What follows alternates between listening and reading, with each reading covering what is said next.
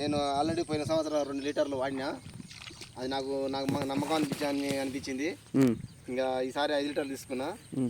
నాతో పాటు రైతులు అందరూ బాగుపడాలి. మనం అన్నదాత ఎప్పుడైనా సరే వెనకబడి ఉన్నాడు కాబట్టి అలా వెనకబడి ఉన్నదానికి కారణం మనం ఒకరికొకరు ఇట్లా అన్యోన్యంగా చెప్పుకోగానే ఇట్లా వెనకబడుతున్నాం.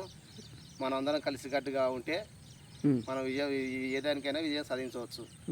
నేను అప్సా 18 వాడినా. నువ్వు ఈ ప్రోడక్ట్ అందరికీ పబ్లిసిటీ చేయాలనుకున్నా ఆల్రెడీ కొంతమంది చెప్పి చూసిన.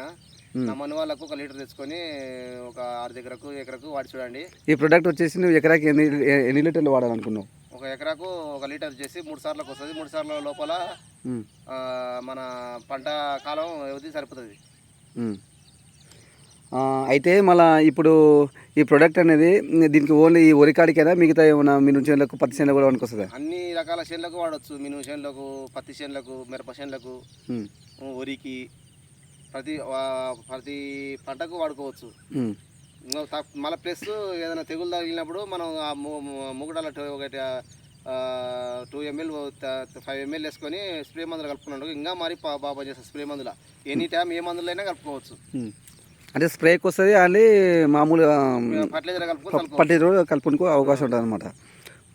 అయితే మంచి దిగుబడి బాగానే వస్తుంది. దిగుబడి అయితే బాగానే వస్తుంది. ఇప్పుడు ఇది మన వరికి చల్లినాం. ఈ ఏర్లు ఈ మాదిరిగా వచ్చినాయి, మెత్తగా వస్తుంది. ఈ వరి ఎన్ని రోజుల వరి ఇప్పటికి? ఇక ఈ రోజుతో కరెక్ట్ 16 రోజుల వరి. 16 రోజుల వరి అంటే ఏర్లు మంచిగా ఫ్రీగానే మంచిగా వచ్చినాయి కదా. ఇలా ఉన్నాయి చూడండి. 16 రోజుల వరి ఎలాంటి తెగులు లేకుండా నీట్గా మంచిగా వచ్చేసింది. నా నమ్మకం అయితే ఒమ్ము కాలేదు.